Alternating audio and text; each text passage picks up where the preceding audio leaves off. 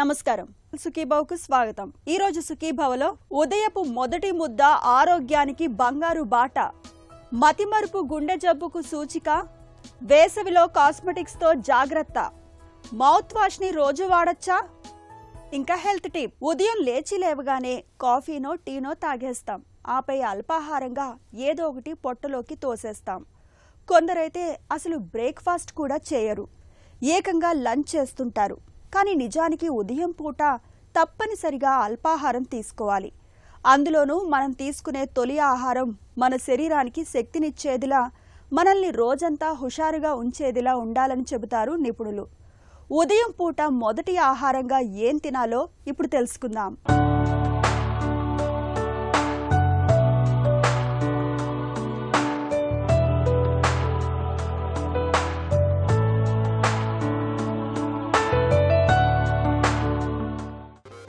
మన శరీరం అనే యంత్రానికి ఆహారమే జీవ ఇంధనం. వేళకు తింటూ చక్కటి ఆహారపు అలవాట్లు పాటిస్తుంటేనే ఈ యంత్రం చక్కగా నడుస్తుంది. అప్పుడే మన జీవనయానం సాఫీగా సాగుతుంది. ముఖ్యంగా ఉదయం పూట మనం తీసుకునే మొదటి ఆహారం మన శరీరానికి శక్తినిచ్చేదిగా, అన్ని రకాల పోషకాల్ని సమకూర్చేదిగా ఉండాలి. ఎందుకంటే రాత్రి నుంచి తెల్లారేదాకా సుమారు 7 నుంచి 8 గంటలు నిరాహారంగా ఉండటం వల్ల శరీరంలో శక్తి వనరులన్నీ లుప్తమై ఉంటాయి. ఇలాంటప్పుడు ఉదయం లేవగానే మన శరీరం శక్తి వనరుల కోసం ఎదురు చూస్తుంది. ఇలాంటప్పుడు లేచి లేవగానే కాఫీ టీలు తాగడం, బ్రేక్ఫాస్ట్ మానేసి ఏకంగా మధ్యాహ్నమే తినడం వంటి అలవాట్లు ఆరోగ్యానికి ఏమంత మంచిది కాదు. ఉదయం పూట మనం తినే మొదటి ముద్ద మన ఆరోగ్యానికి బంగారు బాటగా నిలవాలని చెబుతారు పోషకాహార నిపుణులు. పగలేమో 8 గంటల్లో 3 సార్లు తింటాం, రాత్రి 8 గంటలు పూర్తిగా ఖాళీ పెట్టుకుంటాం. దీంట్లో ఏంటంటే జీవన క్రియల్లో కొన్ని మార్పులు ఉంటూ ఉంటాయి. ఖాళీ కడుపు అని అన్నప్పుడు 10 గంటలకి భోజనం చేస్తే అది ఖాళీ కడుపు కింద కాదు, రాత్రి అంతా ఏదో ఒకటి అది అరుగుతూ ఉంటుంది. కాబట్టి ఆకలేదు చేయదు. పొద్దునయ్యేటప్పటికి ఇంకా కొంత ఒక్కోసారి రాత్రి తిన్నది కూడా అరగదు. ఎందుకంటే చాలామంది 10, 11 ఒక్కోసారి 1 గంటకు కూడా తిన్న ఇది ఉన్నాయి. సో ఈ సందర్భంగా దీని వలన ఇది ఆలోచన పెట్టుకొని మనం ప్రొద్దున్నే ఏం తినాలి అన్నది ఎర్లీ మార్నింగ్ ఏదో ఒక రకమైన ద్రవ పదార్థం తీసుకోవడం మంచిది. ఈ ద్రవ పదార్థాల్లో ఇటు కాఫీ కానీ, ఇటు టీ కానీ, లేకపోతే ఈ నిమ్మరసం ఏది తీసుకున్నా పర్వాలేదు. ఇప్పుడు కాఫీ టీలో అంటే ఇది లేకుండా, పాలు లేకుండా తీసుకోకుండా మరి పాలు వేసుకొని తీసుకుంటుంటే అందులో కొంచెం మాంసకృతులు వస్తాయి. షుగర్ వేస్తాం కాబట్టి కొంచెం ఇంధనం కూడా పడుతుంది. రాత్రి అంతా 9 గంటలు కడుపు ఎంప్టీగా ఉంది కాబట్టి మనకి అందులో ఆహారం ఏం లేదు, ఏదో ఒక రకమైన ఆహారం పెట్టాలి. దానివలన ఇటువంటివి తీసుకున్నా ఏం పర్వాలేదు. ఒకటి ఏంటంటే ఇప్పుడు నిమ్మరసం అటువంటిది తీసుకుంటే ముఖ్యంగా మనకి వైటమిన్ సి వస్తూ ఉంటుంది, కొన్ని బి కాంప్లెక్స్ వైటమిన్లు వస్తాయి. అది ఒక రకమైన ఆరోగ్యకరంగా ఉంటుంది. ఇటు కాఫీ టీలు తీసుకుంటే ముఖ్యంగా పాలు, పంచదార, షుగర్ ఎక్కువ ఉంటుంది. ఆ షుగర్ వలన ఇంధనం ఎక్కువ పెరిగిపోతూ ఉంటుంది. కొంతమంది షుగర్ ప్రాబ్లమ్స్ ఉన్నవాళ్ళు, డయాబెటిక్స్, తర్వాత ఏమో ఈ బీపీ వాళ్ళు, అలాంటి వాళ్ళందరికీ ఎర్లీ మార్నింగ్ తీసుకోవడం, షుగర్ లేకుండా తీసుకోవడం మంచిది. అది ఎంత బట్టికంటే దాన్ని కూడా ఒక లిమిటెడ్గా పెట్టుకొని తీసుకోవాల్సిన అవసరం ఉంది. ఇవన్నీ ద్రవ పదార్థాలు కాబట్టి ఎంప్టీ స్టమక్ మీద తీసుకున్నా అది డైజెస్ట్ అవి ఆరోగ్యకరంగా ఉంటూ ఉంటుందండి. చిన్నపిల్లలకి లేగానే వాళ్ళకి పాలు ఇవ్వడం చాలా మంచిది. ఎందుకంటే అందులో కాల్షియం ఉంటుంది, కొన్ని వైటమిన్స్ ఉంటాయి. ఆ పాలు ఇచ్చిన తర్వాత మిగతాది బ్రేక్ఫాస్ట్లు అన్నీ తర్వాత ప్లాన్ చేసుకోవచ్చండి. వృద్ధులకు అన్నప్పుడు వాళ్ళ యొక్క ఆరోగ్య సమస్యల మీద ఆధారపడి ఉంటుంది. షుగర్ ఉన్న వాళ్ళు టీ తీసుకొని షుగర్ లేని కాఫీ కానీ టీ కానీ తీసుకోవచ్చు. మిగతా వాళ్ళందరికీ షుగర్ తోటి ప్రాబ్లం లేదు, ఏది తీసుకున్నా మంచిదే. ఇది తీసుకోవడం వలన ఏమవుద్దంటే ఎంప్టీ స్టమక్ ఇంతవరకు ఉన్న వలన ఆ కొంచెం తీసుకున్న వలన దాంట్లో కొన్ని పోషక పదార్థాలు వస్తాయి. ఇవి పాలల్లో వాటిల్లో కొంచెం కాల్షియము, ప్రోటీన్స్ అన్నీ వస్తాయి కాబట్టి ఇమీడియట్గా కొంచెం ఎనర్జీ వస్తుంది. వాళ్ళు లేచిన తర్వాత మిగతా పనులన్నీ చేసుకోవడానికి. ఎక్కడైతే 12 గంటలు ఆహారం లేకుండా ఉన్నారు కాబట్టి ఆ ప్రొద్దున్న తీసుకున్న ద్రవ పదార్థాల వలన కొన్ని న్యూట్రియంట్స్ వస్తాయి, అంటే పోషక విలువలు ఒంటికి పడతాయి. మనలో చాలా మందికి లేవగానే కాఫీ లేదా టీ తాగడం ఒక అలవాటుగా ఉంటుంది. కానీ నిజానికి ఖాళీ కడుపుతో కాఫీ టీ తాగడం మన ఆరోగ్యానికి ఏమంత మంచిది కాదు. ఎందుకంటే ఉదయం పూట పొట్టలో ఆమ్లం మోతాదు ఎక్కువగా ఉంటుంది. ఇక కాఫీ టీలను తీసుకుంటున్నప్పుడు వాటిలో ఉండే కెఫీన్ అనే రసాయనం పొట్టలో ఆమ్లాన్ని మరింతగా పెంచుతుంది. దీంతో ఎసిడిటీ, గుండెలో మంట, వాంతి వచ్చినట్టుగా ఉండడం వంటి ఇబ్బందులు తలెత్తుతుంటాయి. ఇప్పటికే గ్యాస్ట్రైటిస్, అల్సర్లతో బాధపడేవారు కాఫీ టీల విషయంలో చాలా జాగ్రత్తగా ఉండాలి. కొంతమంది ఉదయం పూట అల్పాహారాన్ని తీసుకోవడం మానేస్తుంటారు. ఏకంగా మధ్యాహ్నమే భోజనానికి కూర్చుంటూ ఉంటారు. నిజానికి ఇలా బ్రేక్ఫాస్ట్ని ఎగ్గొట్టడం వల్ల శరీరానికి చాలినన్ని శక్తి వనరులు లభించవు. నీరసం, నిస్సత్తువుల మూలంగా ఏకాగ్రత దెబ్బతింటుంది. ఒకేసారి మధ్యాహ్నం తినడం వల్ల ఎక్కువగా తినేసే ప్రమాదం ఉంటుంది. బీపీ పేషెంట్స్ ఉంటారు. బీపీ పేషెంట్స్ ఎలా తీసుకున్నా పర్లేదు, అంటే వాళ్ళకి ఉప్పు మేజర్. ఉప్పు పొద్దున్నే కాఫీలు టీల్లో ఉప్పు ఉండదు కాబట్టి వాళ్ళు కంప్లీట్ కాఫీ కింద తీసుకోవచ్చు, డికాక్షన్ కింద తీసుకోవచ్చు, లేకపోతే ఉత్తి నిమ్మ రసంలాగా తీసుకొని అవి కూడా తీసుకోవచ్చు. ఎలా తీసుకున్నా వాళ్ళకి ఆరోగ్యకరంగా ఉంటుంది. ఏదైనా ఏంటంటే వాళ్ళకి ఈ 8 గంటలు ఫాస్టింగ్ ఉంది కాబట్టి అది కట్ ఆఫ్ చేసి కొంచెం ఇమ్మీడియట్గా కొంచెం ఇంధనం ఉండాలి వాళ్ళకి. షుగర్ పేషెంట్స్కి కూడా ఆ ఇంధనం రాకపోతే వాళ్ళ కళ్ళు తిరిగినట్లు అట్లా ఉంటుంది కాబట్టి అందులో కొంచెం షుగర్ వేసుకున్నా కూడా ఏం పర్వాలేదు, వాళ్ళకి వెంటనే మళ్ళీ స్టెబిలైజ్ అవుతారనమాట. కానీ ఫ్రూట్ జ్యూసెస్ మటుకు సాధ్యమైనంత మటుకు ఎర్లీ మార్నింగ్ తీసుకోవడం మంచిది కాదు. షుగర్ లెవెల్స్ బాగా పెంచేస్తాయి, ఆకలి కూడా స్తంభించేస్తుంది. మళ్ళీ బ్రేక్ఫాస్ట్ టైంకి వాళ్ళకి ఆకలి ఉండదు కాబట్టి ఫ్రూట్ జ్యూసులు తగ్గించుకోవడం చాలా మంచిది. చాలామంది ఏం చేస్తారంటే గింజలు నానబెట్టి అది ప్రొద్దున్నే కొంచెం నవిలి తినడం మంచిది అనుకుంటారు. బాగా నవిలి తినడం వలన కొంత ప్రోటీన్స్ వస్తాయి. రాత్రి నానబెట్టడం వలన మొలకలు వస్తాయి కాబట్టి అందులో కొంచెం బి కాంప్లెక్స్, వైటమిన్ సి అంతా పెరుగుతూ ఉంటుంది. అది ఉడకబెట్టకుండా పచ్చివి నానబెట్టి తింటే బి కాంప్లెక్స్, వైటమిన్ సి బాగా ఒంటికి పడుతూ ఉంటుంది అనమాట. కానీ ఒకవేళ ఏమైనా దీంట్లో ప్రాబ్లం వచ్చి ఇది నేను తినలేకపోతున్నానండి, చాలా ఎక్కువగా ఉందంటే అది ఒక మందు కింద కంపల్సరీ వాడక్కర్లేదు. అది జాగ్రత్తగా వేసుకొని రోజు తింటూ ఉంటే కూడా చాలా మంచిది. ఎవరైనా ఏ పేషెంట్స్ అన్నా తీసుకోవచ్చు. డయాబెటీస్ అండ్ షుగర్ లెవెల్స్ ఎక్కువగా ఉన్న, లేకపోతే బీపీ పేషెంట్స్ అని, నార్మల్గా ఉన్న పెద్దవాళ్ళు, చిన్నవాళ్ళు ఎవరికైనా ఇది మొలకెత్తిన గింజలు చాలా మంచిదండి. ప్రొద్దున్న పరగడం సాధ్యమైనంత మటుకు ఫ్రైడ్ ఫుడ్స్ అంటూ తినడం మంచిది కాదు. అది అరుగుదల కొంచెం స్తంభిస్తూ ఉంటుంది, దానివల్ల ఆకలి కూడా చంపేస్తుంది కాబట్టి తర్వాత బ్రేక్ఫాస్ట్ ఫుడ్స్లో వాళ్ళకి నచ్చదు. ఉదయం పూట మనం తీసుకునే ఆహారం మన శరీరానికి రోజంతా శక్తినిచ్చేదిగా ఉండాలి. ప్రత్యేకించి పీచు, ప్రోటీన్లు ఎక్కువగా లభించే ఆహారాలు తీసుకోవాలి. పీచు పదార్థాలు పొట్ట ఆరోగ్యాన్ని పెంచడంలో సహాయపడతాయి. ప్రోటీన్ ఆహారాలు ఎక్కువసేపు ఆకలిని నియంత్రించడంలో సహాయపడతాయి. అయితే ఖాళీ కడుపుతో కారం, మసాలాలు, నూనెతో కూడిన ఆహారాలు, స్వీట్లను తీసుకోవడం ఏమంత మంచిది కాదు. ఉదయపు అల్పాహారంలో నానబెట్టిన గింజలు, మొలకెత్తించిన గింజల్ని తీసుకోవడం మేలు. పచ్చిసొన తీసేసిన గుడ్డులోని తెల్లసొనలు, అరకొరగా ఉడికించిన బీన్స్, క్యారెట్ వంటి కాయగూరల ముక్కల్ని తినొచ్చు. ఇక 1-2 అరటిపళ్లను తిని 1 గ్లాసుడు పాలు తాగడము మంచిదే. సీజనల్గా దొరికే పళ్ళు ఏదో ఒక రూపంలో ప్రతిరోజు అల్పాహారంగా తీసుకోవడం మరీ మంచిది. ఇటీవలి కాలంలో ఓట్మీల్, ఫ్లాక్సీడ్ గింజలకు ప్రాధాన్యం పెరుగుతోంది. ఉదయపు మొదటి ఆహారంలో ఇవి కూడా మేలైన ప్రత్యామ్నాయాలే. హెల్త్ న్యూస్ మీకోసం.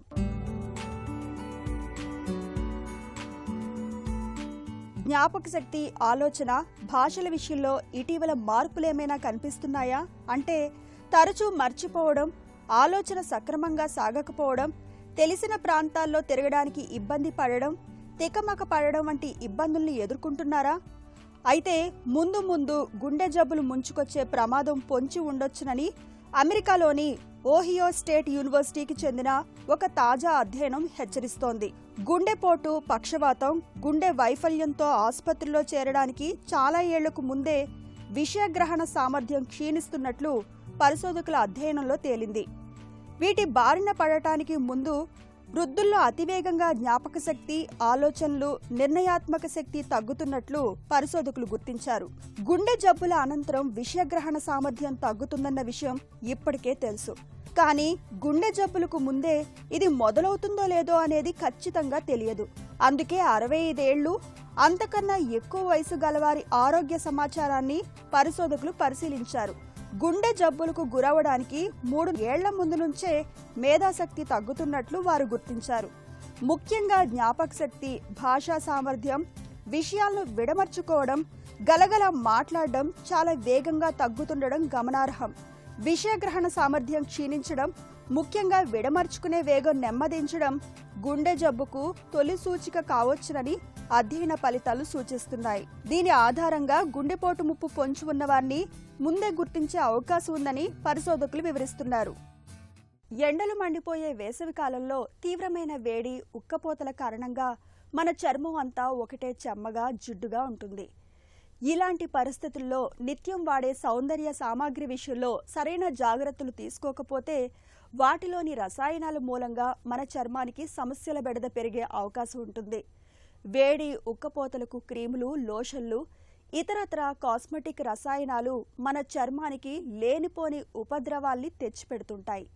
ఈ నేపథ్యంలో వేసవి సీజన్ ముగిసే వరకు క్రీములు, లోషన్లు, సెంట్లు, డియోడ్రెంట్ల వంటి కాస్మెటిక్స్ వాడకంలో ఎలాంటి జాగ్రత్తలు తీసుకోవాలో ఇప్పుడు తెలుసుకుందాం. ఈ వేసవిలో కాస్మెటిక్స్ వాడకం కాస్త తగ్గిస్తే మంచిది. ఎందుకంటే కాస్మెటిక్స్ ఒక్కోసారి పోర్స్ని బ్లాక్ చేసి యాక్నే కానీ, యాక్నిఫామ్ ఎరప్షన్స్ కానీ, అంటే మొటిమలు కానీ, మొటిమల లాంటి పొక్కులు కానీ కలుగజేసే అవకాశం ఎక్కువగా ఉంటుంది. అందుకని లైట్ మేకప్స్ వేసుకుంటే మంచిది. లైట్ పౌడరీ లోషన్స్ కానీ, లేకుంటే లైట్ ఆయిల్ కూడా కాదు, వాటరీ క్రీమ్స్ కానీ పెట్టుకుంటే మంచిది. అది కూడా ఫ్రాగ్రెన్స్ ఎక్కువ ఉండకూడదు, పోర్స్ని బ్లాక్ చేయకూడదు.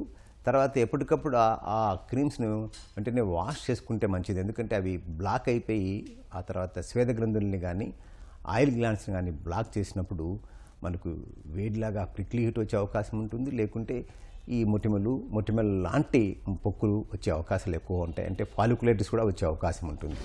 ఉదయం నిద్ర లేవగానే బ్రష్ చేసుకుంటాం, అంతేనా? మౌత్ వాష్తో నోటిని 1-2 సార్లు పుక్కిలిస్తుంటాం. మరి నోట్లో బ్యాక్టీరియాను చంపేసి నోరంతా సువాసనను వెదజల్లే ఈ మౌత్ వాష్లను రోజు వాడచ్చా? వీటిని మోతాదుకు మించి వాడితే సమస్యలేమైనా ఎదురవుతాయా? ఈ ప్రశ్నలకు అవుననే సమాధానం చెబుతారు నిపుణులు. మౌత్ వాష్ వాడకం గురించి, వాటిని అతిగా వాడడం వల్ల తలెత్తే అనర్థాల గురించి డాక్టర్ని అడిగి ఇప్పుడు తెలుసుకుందాం.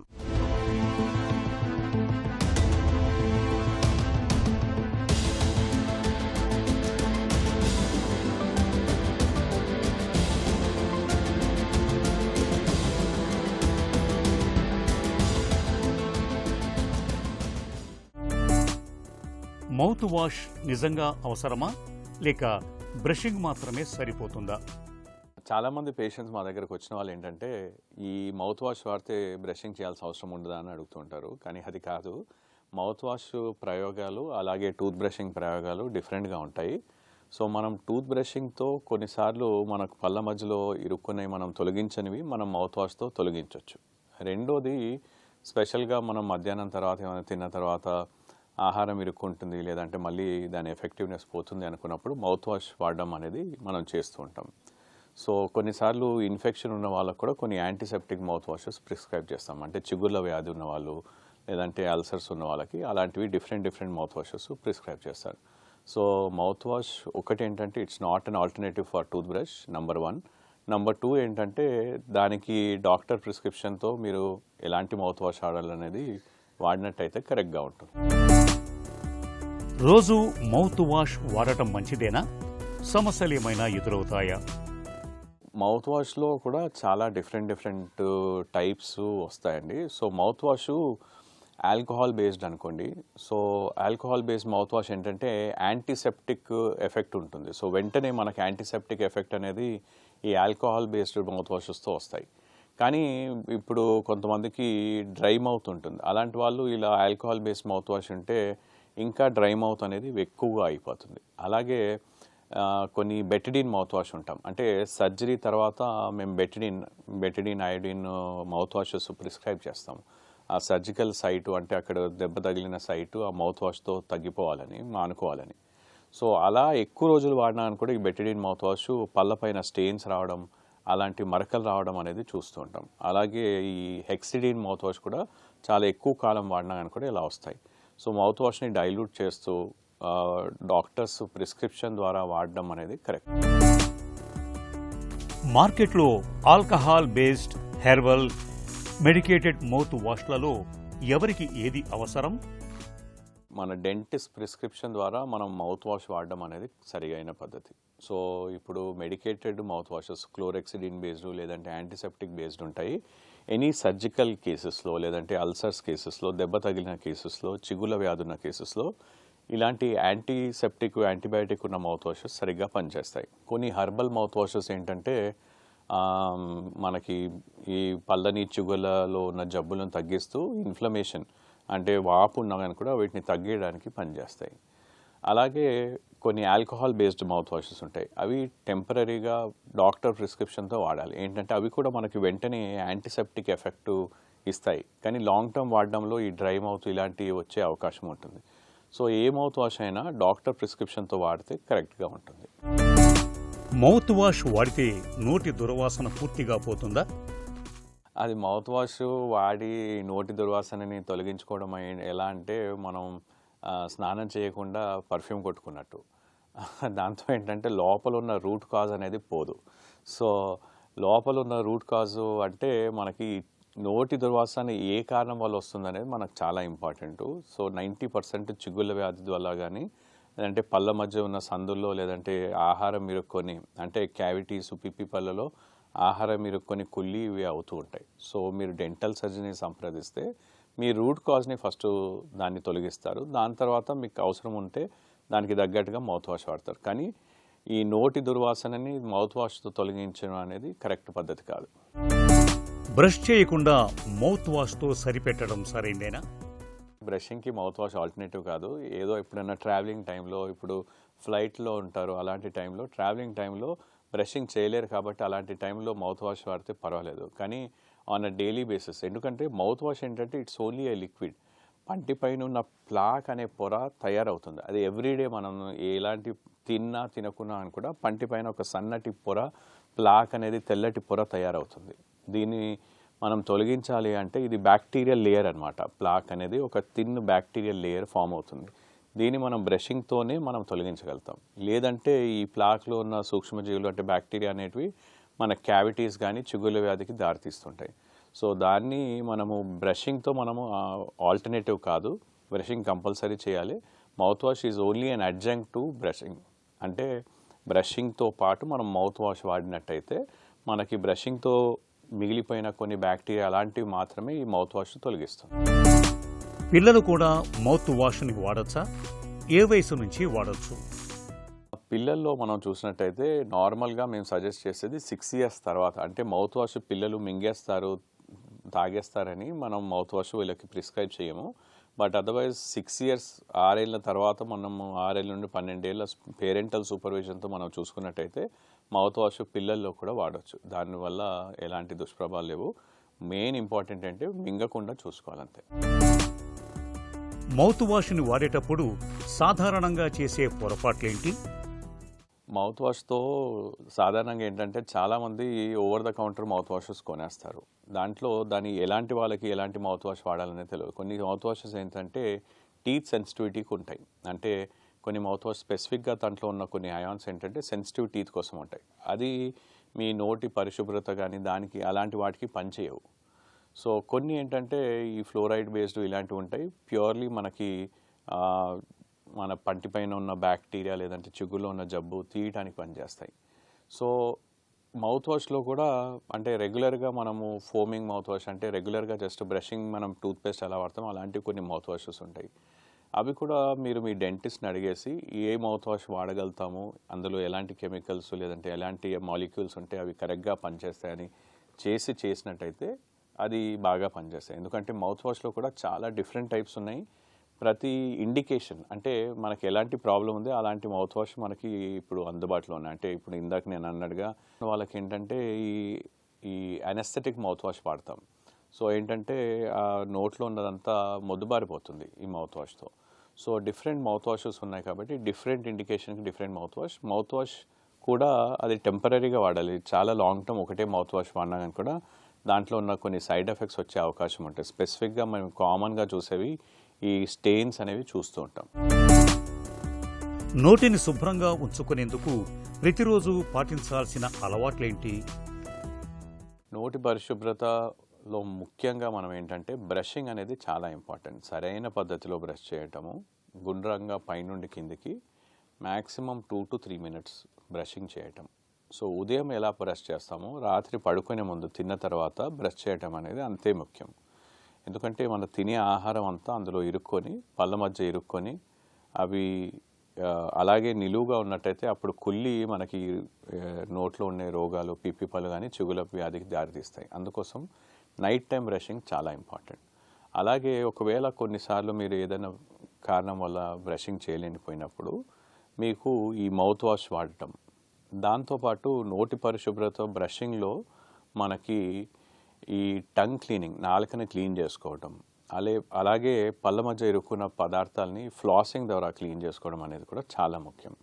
ఇలాంటి చిన్న జాగ్రత్తలు మీరు తీసుకున్నట్టయితే మీ పళ్ళకి చిగుళ్ళు ఆరోగ్యంగా ఉండేలాగా చూసుకోవచ్చు. మౌత్ వాష్ అనేది నోటి ఆరోగ్యానికి అదనంగా సహాయపడే ఒక సాధనం మాత్రమే. బ్రషింగ్కి, ఫ్లాసింగ్లకు అది ఎప్పటికీ ప్రత్యామ్నాయం కాదని గుర్తుంచుకోవాలి. ఏ సమస్య లేకపోయినా కేవలం సువాసన కోసం రసాయనాలతో కూడి ఉండే మౌత్ వాష్లు రోజు వాడడం వల్ల నోరు ఎండిపోవడం వంటి సమస్యలు తలెత్తే అవకాశం ఉంటుంది. ఒక చిన్న చిట్కా మీకోసం. వేసవిలో వేడి గోరువెచ్చటి నీళ్ల కన్నా చల్లటి నీళ్లతో స్నానం చేయడం మంచిది. చన్నీటి స్నానం వల్ల అధిక చెమట నుంచి ఉపశమనం లభించడమే కాకుండా చర్మం పొడిబారడం, పగుళ్ల బాధలు కూడా తగ్గుతాయి.